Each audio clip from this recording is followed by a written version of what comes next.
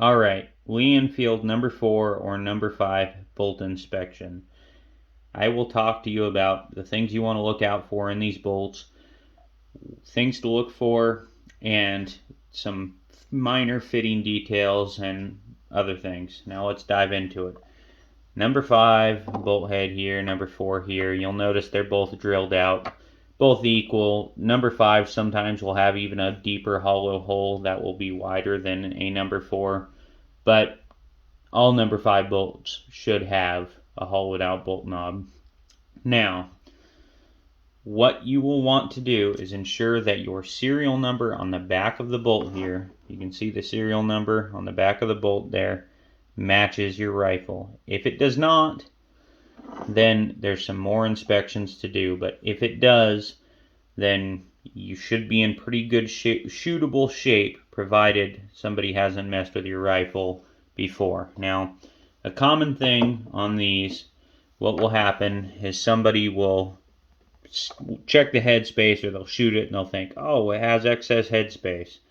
They'll put on a new bolt head. Well, putting on a new bolt head is not trivial. These need fitting and they will not just swap in. So one thing to look for is that your bolt head does not overturn the rib. And now you will hear this, overturning the rib. Let's look here. You will hear this and you'll think, oh, it shouldn't turn past the rib at all. No, there is some over travel that it is allowed. It will commonly turn, and I'll show you here, it will commonly turn to about there. So you can see that is not bad. You're still in shootable shape. You have a little bit more overturn. If it overturned to about, I'd say about that point, is when I would consider your threads and your bolt body are probably messed up.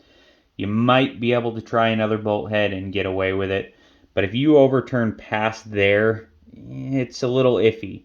So, and when you do this, you want to make sure that this bolt head is all the way turned in. I had it unscrewed there just to show you how far it should turn, but it's common to have over travel of about that much. The closer it is to being in line, the better it is. So if you have a few different rifles to look at and you are looking for the best, and there's other things that don't distinguish, look for one that turns in line with the rib. And you can see this one turns and it almost does not overturn at all. You'll need a slight degree of overturn, you can see there, but that's as far as it turns. That's great. That's within the No4T, the sniper specs, right there. That's a great bolt hit. That's a great bolt, and that's what you want to look for, is the closer to in line with the rib. Now, if it does over travel, no big deal. It's not something I'd be concerned with, as long as it doesn't over travel past the point I showed you. Now, one thing to inspect on these, and what's commonly wrong, is this extractor. Make sure the spring is good and you have some tension there. You can see, make sure that's good. That's a commonly broke part. You can get reproduction springs and reproduction extractors. I would stick with an original extractor if I could. The reproduction springs are just as good, and that's done by just taking that screw out there, and then it's kind of it's hard to fit them in there. It's going to give you a little bit of trouble, but you can replace it. It's not something I'd look at.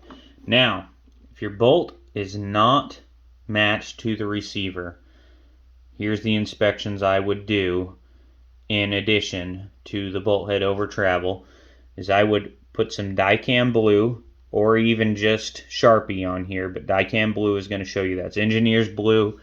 You paint it on there and it'll stay on there. And then put this in your receiver and make sure there's nothing in the shaper, obviously, and put it in there.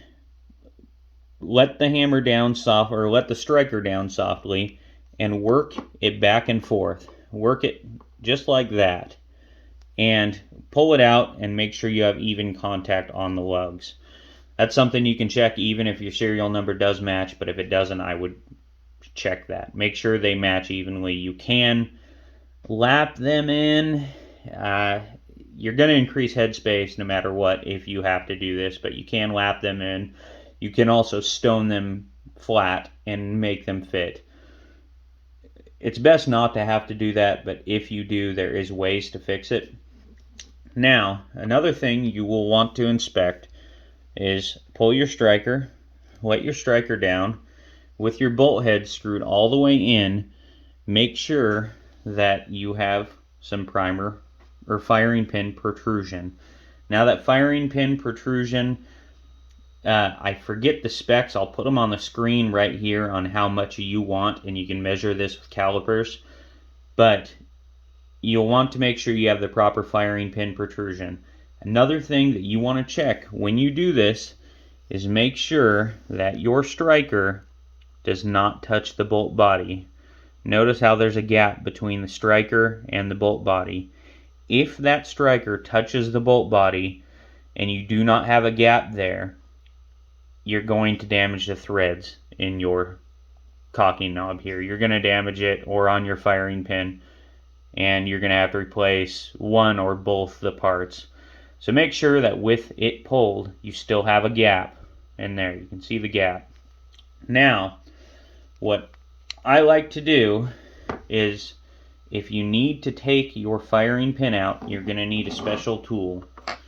This is a bolt head removal tool. I got this from Numeric. I'm sure there's other companies that have them. I don't even know what company made this, but the ones that Numeric have I like, because this screw head is slightly oversized when you get it. It's not going to fit into your striker screw. You're going to have to stone it down or file it down, but that's great because then you get a very tight fit and you're not going to mess up that screw head.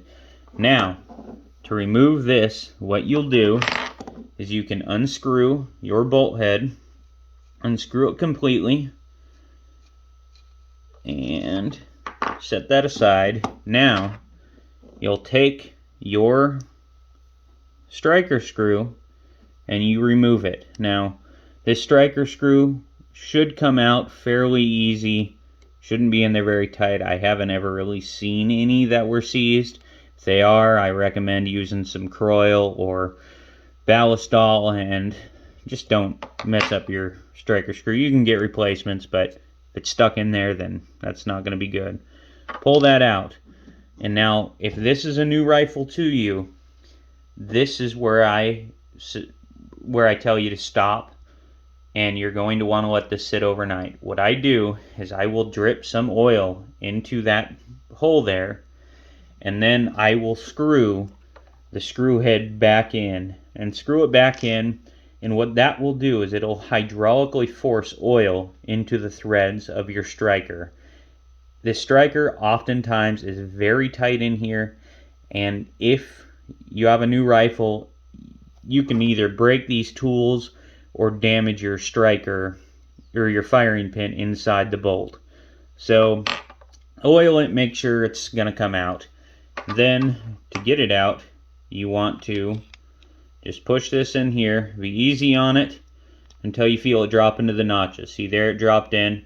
And then you will just unscrew this. You want it to be a tight fit. You want it to be a tight fit, and you want it to take some force to get it out. I'll show you how you can fix that if it's really loose.